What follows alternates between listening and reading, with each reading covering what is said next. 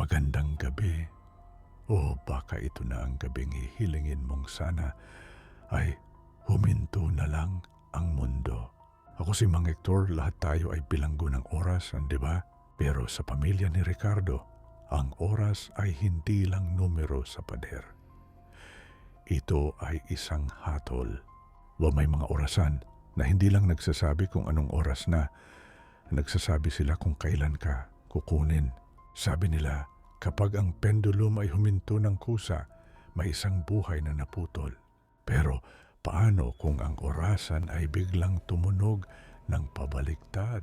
Maupo ka, pakinggan mo ang tibok ng iyong puso dahil baka mas mabilis pa ito kaysa sa takbo ng kamay ng orasan.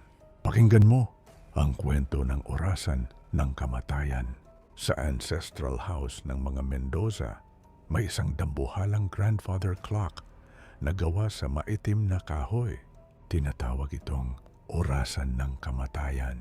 Ayon sa kasaysayan ng kanilang pamilya, tuwing may mamamatay na miyembro, ang orasan ay hihinto ng eksaktong oras ng pagpanaw nito.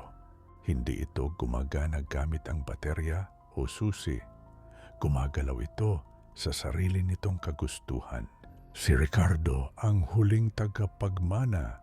Isang gabi, habang nagbabasa siya sa sala, biglang tumigil ang pendulum. Naniga si Ricardo ang oras, 11:11 p.m. Makalipas ang 5 minuto, nakatanggap siya ng tawag.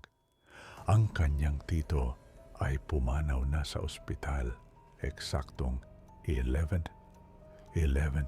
p.m. Dahil sa takot at galit, sinubukan ni Ricardo na sirain ang orasan. Pero bago pa man niya maiangat ang martilyo, ang orasan ay gumawa ng isang tunog na hindi pa naririnig ng sino man sa loob ng 100 taon.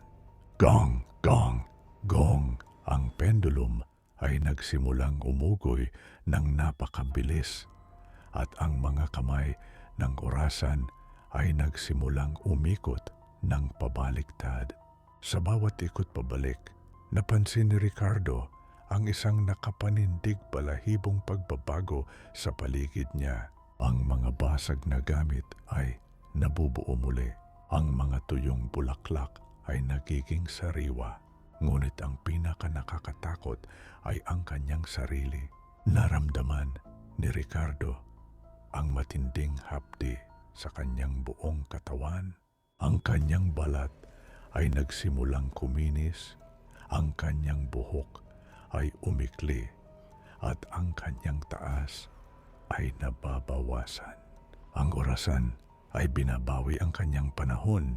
Sa loob ng orasan, nakita niya ang isang anino ng isang matandang babae, ang kanyang yumaong lola na siyang nagpasimula ng sumpa.